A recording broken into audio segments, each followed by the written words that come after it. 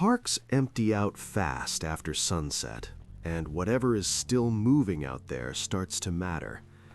It was last March at a county preserve outside Columbus, one of those first warm evenings where everybody suddenly remembers hiking exists, and I stopped there after work for what was supposed to be one easy loop before dark, with the smell of thawed mud coming off the ground and my engine still ticking while I sat in the lower gravel lot. Actually, it was Wednesday, not Friday, because I still had my work badge in my coat pocket and a gas station coffee going cold in the cup holder. I left my silver 2011 Subaru Forester there, grabbed my phone, locked up, and started walking like it was the most ordinary decision I would make all day. But at the first fork, the park map was half peeled off the board.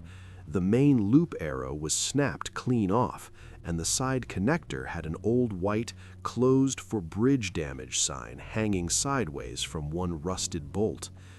My phone map still showed that connector bending back toward the lower lot, and the sign looked so sun-faded and permanent that turning around over it felt ridiculous, so I took it.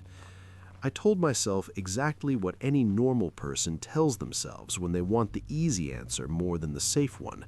It was still light out, it was a county preserve, and I did not need to act weird over an old sign. But about 5 minutes in, the mud started holding prints, and I saw one set of boot marks crossing over mine that looked newer than they should have been, sharper at the heel, not filled with water yet. A flashlight flicked through the trees once. That was it. My stomach dropped anyway, and I stopped long enough to hear my own sleeve brushing when I breathed. But I kept going because another hiker taking a shortcut made more sense than turning back over something that small. So I kept walking, but my phone had already slipped to no service, and the blue dot kept sliding just enough to make every bend look right. And I found myself touching the Subaru fob through my jacket pocket every few steps, like that little plastic thing could do anything from half a mile away. That broken sign started meaning something different there, because there were 2 parking lots in that preserve, and from that connector, you couldn't see mine at all. But I heard brush moving beside the trail, not behind me, and a man stepped out just far enough for me to catch one shoulder and the rim of a flashlight. I don't remember his face. I remember the nylon sound his jacket made dragging on the branches. He said it in this calm, helpful voice, like he was correcting directions for me. "You parked in the lower lot, right? The Silver Forester?" My mouth went dry so fast I had to swallow twice, and my phone started shaking in my hand because my fingers would not stay still. So I told him I was just going to go back the way I came. He switched the light off. No answer. Brush cracked to my left, ahead of me. So I ran uphill, my lungs locked up. Mud grabbed my boots. Branches hit my mouth. I nearly lost my phone. He stayed beside me, never on the trail, beside it. Brush snapped lower, ahead again. He knew the switchbacks. So when I broke out near the old trail kiosk and saw a couple loading a stroller into a dark blue Honda Pilot with one door open and the engine idling and the metal stroller latch clicking in the quiet, I kept moving straight toward them, with my breath tearing at the back of my throat, because once there were other people's voices and car noise around me, my legs started working again, and I stayed in sight of them until I could see the lower lot with my Forester sitting there, and 2 other cars still parked nearby. But getting back to the car did not fix it, because the lower lot was dead quiet, and he was nowhere there, and the only thing I could think about while I locked the doors and started the engine was how close I had been to walking straight down into that empty space alone.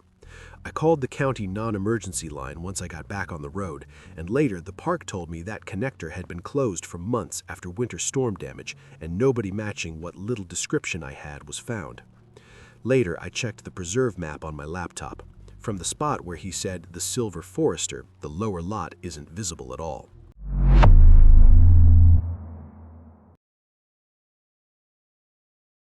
Nothing good happens when a trail is too empty right after rain. Daylight makes people feel protected. Public parks make people feel stupid for trusting their own instincts, and mud records things your eyes miss the first time. That's the part that still gets me.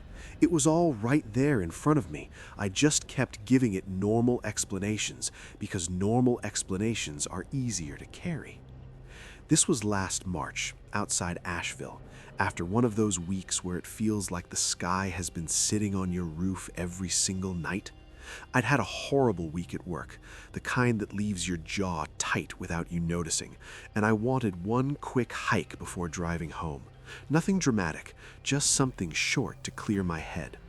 I stopped at a gas station, got one of those burnt coffees in the paper cup with the plastic lid that never snaps on right, checked all trails in the parking lot, and picked a county park loop with a creek overlook because it was supposed to be easy and marked, and maybe like 45 minutes total. Actually, wait, not 45, more like 40 from my apartment to the trailhead. The loop itself was shorter. That detail matters because I remember using that drive to talk myself into staying once things started feeling wrong. I'd already gone all the way out there. That becomes its own kind of trap. The rain had stopped by the time I got there. Not sunny, just brighter. Cold in that wet spring way where the air feels clean and rotten at the same time because all the leaves are waking up and decomposing together. The lot was mostly empty. I think there were maybe 4 spaces near the little signboard, and only one other vehicle was there, a dirty green Toyota Tacoma backed into the far corner. That didn't register as anything at first. It was a public trail in the middle of the day. Early spring hiking season, Saturday afternoon, people come and go. A truck in a parking lot means absolutely nothing right up until it means something. That's how these things work. They stay ordinary for as long as possible. I remember sitting in my car for a second, finishing the coffee before I went in. The windshield still had little beads of water on it, and my wipers made that rubber squeak on the last swipe. I shoved my phone in my jacket pocket, checked the trail map on all trails one more time, locked the car, and started walking. The first few minutes were normal enough that I still get annoyed with myself for how badly I misread the rest of it. Wet dirt, little patches of standing water, that soft sucking sound your shoes make in mud when the trail hasn't drained yet. The creek was off to my left somewhere, louder than it should have been because rain makes everything bigger. You hear water, you hear branch snaps, you hear the whole woods shifting around, and your brain gives all of it a pass. Then I noticed the boot prints. Fresh ones, deep tread, really sharp edges in the mud, not softened yet, not filled with water. Whoever made them had gone through recently. They were headed the same direction I was, just around the next bend, or that's what I told myself. Every couple minutes, I'd hear something up ahead or off somewhere in the trees. A step on gravel, a branch giving way, the little wet crack of underbrush. Not loud, just enough to remind me I wasn't the only person out there. And every time the trail turned, there was nobody. That still wasn't enough. That's the embarrassing part. I had reason after reason to turn around, and I sorted through all of them and canceled them out one by one, like I was trying to win an argument against my own nervous system. It was still daytime. It was a marked public trail. I'd driven 40 minutes out there. Another hiker being just ahead of me was the most obvious explanation. Woods always feel worse in early spring because there aren't enough leaves yet to soften the space. Everything is open, gray, and louder than it should be. So I kept going. I remember one spot where the trail narrowed and dipped, and the mud got bad enough that the boot prints looked almost stamped into it. Whoever it was had a heavier step than me, or heavier boots, because the heel marks were deep. I started unconsciously placing my feet around them, then inside them, just because there wasn't a clean part of the trail left. That image comes back a lot now. My shoes fitting into someone else's path, like I was agreeing to something without knowing it. There were a few times I almost stopped. I'd hear a branch crack, not in front of me, not behind me exactly, more off to one side, and my shoulders would go tight and my skin would do that cold, prickling thing like someone opened a freezer behind my neck. But then nothing happened. Nothing visible, I mean. No person stepped out, no voice, no dog, no backpacker coming around the curve smiling and saying, "Sorry, didn't mean to startle you." Just the trail and those prints and the sound of water moving through the trees. That's what gets you. The brain can tolerate one weird thing forever if nothing directly confirms it. I got to this narrow little wooden footbridge, more like a few planks over a drainage cut than a real bridge, and there was a map post just past it.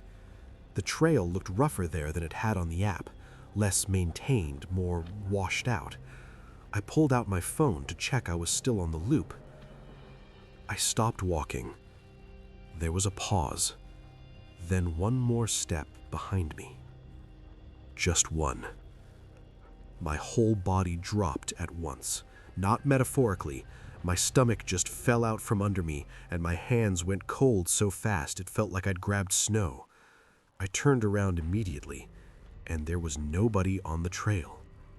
Empty mud, empty path, trees, brush, that flat, wet silence woods get when even the birds cut it out for a second. And then, off to my right, from maybe 10 feet into the brush, a man's voice said, calm as anything, "Trail gets muddy up there, watch your step." I can still hear exactly how casual he sounded. That was the moment all the explanations broke, not because he spoke, because of where he spoke from. He wasn't ahead of me on the trail. He wasn't behind me like a normal hiker who happened to catch up. He was off the trail, inside the brush, close enough to watch me stop, close enough to know where I was looking, and I had not heard him move into that position, which meant he'd either been there waiting or he'd been keeping pace beside me without showing himself. My mouth went dry so fast I couldn't swallow. I remember that. I remember my tongue feeling thick and useless. I remember my fingers shaking around my phone hard enough I almost dropped it into the mud. I did not look toward the voice. I looked straight at the trail, like if I kept my eyes on the normal thing would save me. I said, "Yeah, thanks." That was it. My voice sounded fake even to me. Too light, too thin. Then I did the most careful turn of my life. Not fast, not panicked, just enough to make it look like I was checking my phone, maybe deciding I'd gone far enough, maybe remembering something. Everything in me wanted to run right then. My legs were already loaded for it. But there is a specific kind of danger where running too early feels like flipping a switch for the other person. You feel that in your bones before you can explain it. So I started walking back the way I came, fast but not running. I could feel my pulse in my throat. My hearing got weirdly sharp and flat at the same time, like every little sound was too close. My shoes were slipping in the mud because I was trying to not look like I was hurrying and also hurrying as hard as I could. I made myself keep my head forward. I didn't want to give him the satisfaction of seeing my face. I didn't want to show him that I knew. For maybe 20 seconds, maybe 30, I heard movement off to one side of me in the brush. Not directly beside me, parallel. A few quick wet steps, the drag of branches. Then quiet.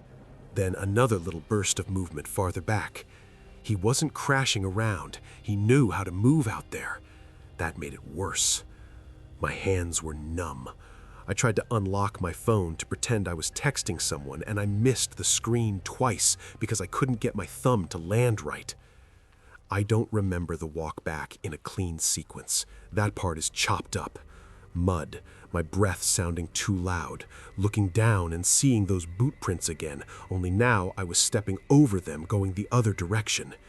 One spot where I thought I heard a second set of steps behind me on the gravel, and I almost broke into a sprint. The parking lot appearing through the trees sooner than I expected, and my whole body flooding so hard with relief it made me dizzy. Then the lot. Empty. The green Tacoma was gone. I remember stopping for half a second because that felt worse than if it had still been there. It meant he had either already made it another way, or he'd never parked where I thought he did, or I had connected the wrong thing in my head entirely. None of those options helped. My keys were in my hand and I still fumbled them. My fingers would not work. I got in, locked the doors immediately, and hit the lock button like 3 more times after they were already down. I didn't call anybody from the parking lot. I couldn't make myself sit there that long. I started the car, backed out too fast, almost slid because the gravel was wet, and drove until I hit the main road. Only then did I pull over and call the ranger station. I told them there was a man off trail watching people, or following people. I don't even remember exactly how I phrased it, because I was trying to sound calm and my teeth kept knocking together when I talked. The ranger took the location and said they'd check it out. He sounded polite, professional, like this was either normal enough to report or normal enough to dismiss, and I still don't know which. Nothing ever came of it. Nobody called me back with some clean explanation. No missing hiker, no maintenance worker, no hunter who wandered too close, no guy they found and trespassed. Just nothing. I never got a face. I never got a name. I just got a sentence from the trees in a calm voice and the certainty that he had been there longer than I realized. I don't hike that trail alone anymore. I barely hike anywhere alone if the ground is soft enough to hold a print. That sounds dramatic until you hear one extra step after you stop moving. After that, mud stops looking like mud. It starts looking like proof.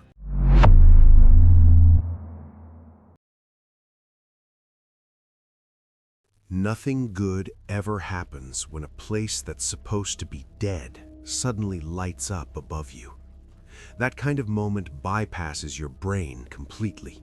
Your body knows first. Your mouth goes dry, your hands lock up, and every dumb decision you made in the last hour lines up all at once like little arrows pointing at you. I was halfway up an abandoned fire tower when the light in the cab switched on above me. This was last March, outside Boone. Actually, wait, not early March, late March, because I remember there were still patches of winter rot in the shade, but it had been just warm enough all week that everybody was acting like spring had officially started. It was one of those first decent weekends where being inside feels like wasting something. So after work, I drove out for a quick solo hike. I had gas station coffee in the cup holder, a gray hoodie, and this old trail saved on All Trails because people kept saying the tower still had a good view, even though it was technically closed. And that was the first stupid part. Closed trails do something to your brain. The sign never feels like danger. It feels like bureaucracy. It feels temporary. It feels like one of those things that applies to normal people and not to you specifically on a weekday afternoon when you just want a couple photos and to get back before dark. My Subaru was at the trailhead, old Forester, dark green, the kind of car everybody who hiked seemed to have for a while, at least where I lived, and it was the only obvious vehicle there. Not in a dramatic way, just empty enough that you notice it. The lot was mostly mud and crushed gravel. The trees were still bare, and the air had that leftover winter smell, wet bark and cold dirt, and something metallic like rain coming. No birds, really. No voices. No signal either. That part I checked twice. The trail itself felt normal at first. Sloppy mud, flattened leaves, little runoff streams cutting across the path. My shoes were already getting soaked around the edges. I kept drinking coffee that had gone lukewarm and thinking I'd get to the tower, take a few pictures before the weather turned and head back down.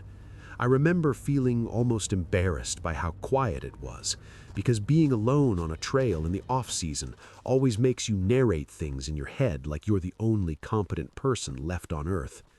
Then I got near the tower clearing and saw the sign.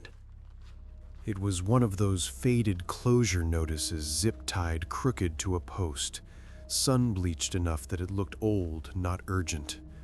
Under that, there were fresh truck tracks in the mud, cutting off toward the service road that led around the side of the tower, fresh enough that the ridges still looked sharp.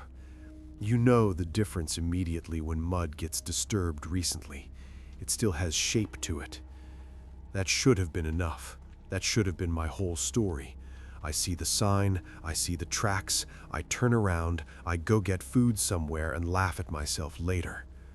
But this is where people talk themselves into bad situations, and they always do it with normal thoughts. I'd already driven 45 minutes. The rain was moving in, and I figured I only had a short window if I wanted the view. The tracks made it easier to dismiss everything, because tracks mean a person with a reason to be there. Ranger, grounds guy, maintenance, something official, something boring. And I did not want to be the idiot who bailed because a closed sign and some tire marks made me feel weird. So I kept going. The tower looked worse up close. That's another thing I remember really clearly. From the trail photos online, it looked rustic, almost kind of cool. In person, it looked tired. The metal stairs were dark with moisture. The bolts were orange with rust around the edges. There was a padlock situation on a lower access gate. I say situation because I don't remember if it was actually hanging there, broken, or if it had been cut before that. Just that getting onto the stairs was way too easy for a place that was supposedly shut down. I stood there for a second with one hand on the rail, listening. Nothing. Just wind moving through bare branches and the tower making those little expansion noises old metal makes when the temperature shifts. Tiny pings, ticks, harmless enough that your brain files them away immediately. I started climbing. The first few flights were fine. My breathing got louder. The higher I went, the more the whole structure transmitted everything through the metal. My shoes, my hand sliding on the rail, the slight bounce in the stairs. You stop feeling like a person on a hike and start feeling like a thing being announced. That bothered me more than I wanted to admit. I was maybe halfway up when it happened. One solid click, and the cab above me lit up. Not a flicker, not a motion sensor stuttering on, just dark, then yellow. A window over my head glowing warm like somebody had decided I needed to be seen. My body stopped before I did. My hand clamped down on the railing so hard my knuckles hurt. I could feel my pulse in my throat, like it had moved out of my chest and was trying to get away on its own. I remember staring at that window and trying to force a normal explanation over it. Power still on, maintenance, sensor, timer, anything. Then I heard movement inside. Just one scrape. It sounded like a boot turning on a metal floor or a chair leg dragging an inch. I don't remember his face because I never saw it clearly, but I remember that sound exactly. And right after it, a man's voice from inside the cab, calm as anything, like we were both exactly where we were supposed to be. "You're fine. I saw your car from up here." That line is what stayed with me, not because he threatened me, because he didn't. There was something deeply wrong with a stranger letting you know he has already accounted for you. He knew I was alone before I knew he was there. He had time to watch me come in, time to see the forester at the trailhead, time to decide not to say anything until I was high enough up that getting down would be awkward and loud and slow. I couldn't answer him. My tongue felt thick. My jaw was locked. I just stood there for maybe a second, maybe 3. Time gets ugly in moments like that. It stretches in the wrong places. Then I turned around. I went down way too fast. That's the part I hate replaying, because wet metal stairs are not forgiving, and I knew that, and I still took them too quickly. My foot slipped on one step and banged hard enough that the whole tower shivered under me. I grabbed both rails. My coffee was gone by then. I must have dropped it somewhere on the stairs because I remember seeing the cup hit a landing and burst brown across the grating. Behind me, above me, I heard the cab door open. I did not look up. That sound came through the whole structure, metal on metal, slow, controlled, not chasing, just opening. I kept going, fast, too fast. My breathing got ragged and loud and ugly. My hands were slipping on the rails because they were wet and I was sweating through my palms anyway. I remember trying not to think about how exposed I was, how if he decided to come down after me, there was nowhere to go except the bottom. Then I heard one step. Just one. Maybe two. I'm not going to lie and make it bigger than it was. It wasn't pounding footsteps. It wasn't a movie chase. That's what made it worse. It sounded unhurried, like he already knew what panic does to a person. Like he didn't need to rush because the fear itself was doing most of the work. I got to the bottom and almost missed the last step because my legs were shaking so badly. I hit the ground, stumbled into the mud, caught myself on one hand, and finally looked back. I still couldn't make him out properly. There was someone at the top landing or just inside the doorway. This is where my memory gets slippery, but there was definitely a shape where there hadn't been one before. Dark against the yellow light. Not waving, not calling out again, just there. And I ran. Not graceful, not cinematic. I slid twice on the trail, nearly lost a shoe in the mud, smacked through wet brush because I kept cutting the corners instead of staying centered on the path. My chest was burning. I could hear my own breath louder than anything else. Every branch snap behind me felt like confirmation, even though I never actually heard him come down after me. When I got back to the lot, my hands were shaking so hard I fumbled the keys twice. I got in, locked the doors immediately, and looked up at the trailhead instead of the tower, because I couldn't make myself look back that far. That old Forester had never felt so small. I started the car, threw it in reverse, sprayed gravel and mud everywhere, and left so fast I don't even remember pulling onto the main road. I didn't call anybody until I got service again. That was maybe 15 minutes later, maybe 20. I called the park office first, then whatever ranger line the voicemail directed me to.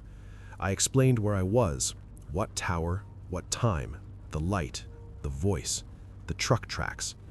Saying it out loud made me sound dramatic, which is exactly why people hesitate to report things like that. Your own story starts sounding thin the second it leaves your mouth. A light came on. A man spoke to me. I got creeped out and left. It sounds smaller than it felt. The woman I eventually spoke to was quiet for a second, in that way people get when they're trying not to sharpen your panic.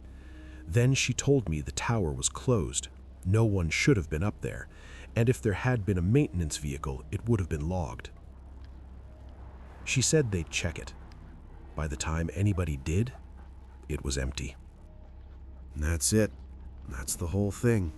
No name, no ranger finding a guy hiding out up there. No explanation about the light. No clean ending where somebody tells me it was harmless and I can file it away as a misunderstanding.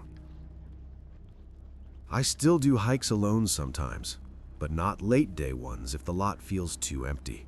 And I don't ignore that first bad feeling anymore, because the part that never left me wasn't the light. It was the sentence, "You're fine. I saw your car from up here." Somebody was in that tower long enough to watch me arrive and quiet enough to let me climb halfway before he wanted me to know it. And once a person understands exactly how alone you are, the rest of your decisions stop being yours in the same way. I think about that every time I park near a trail and don't see another vehicle. I sit there with the engine running a little longer than I used to. I look at the tree line. I look for tracks.